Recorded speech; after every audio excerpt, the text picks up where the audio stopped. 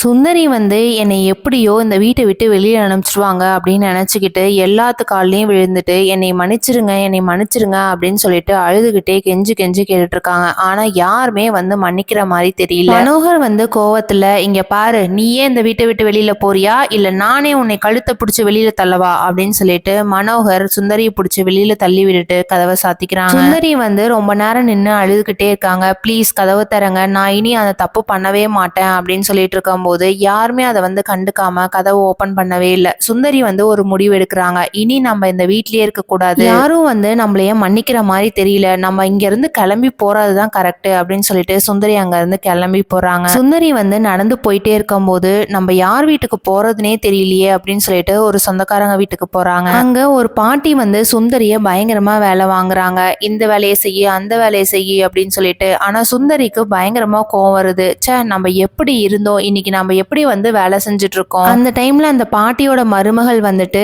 நீங்க வந்து லக்ஷ்மி அம்மா மாதிரி நினைச்சுக்காதீங்க, இவங்க வேற மாதிரி, எப்படி வேலை வாங்குறதுன்னு மட்டும்தான் யோசிப்பாங்க, பயங்கரமா உங்களை டார்ச்சர் பண்ணுவாங்க, இதையெல்லாம் கேட்டுட்டு நீங்க நடக்கிற மாதிரி இருந்தா இந்த வீட்டுல இருக்கலாம், இல்லைன்னா இருக்கவே முடியாது அப்படின்னு சொன்ன உடனே சுந்தரி வந்து இந்த வீட்டை விட்டு நம்மளுக்கு வேற வீடே இல்லை அப்படின்ட்டு நினைக்கிறாங்க. சுந்தரி வந்து என்ன முடிவு பண்ண போறாங்கிறத வெயிட் பண்ணி பார்க்கலாம். தேங்க்யூ.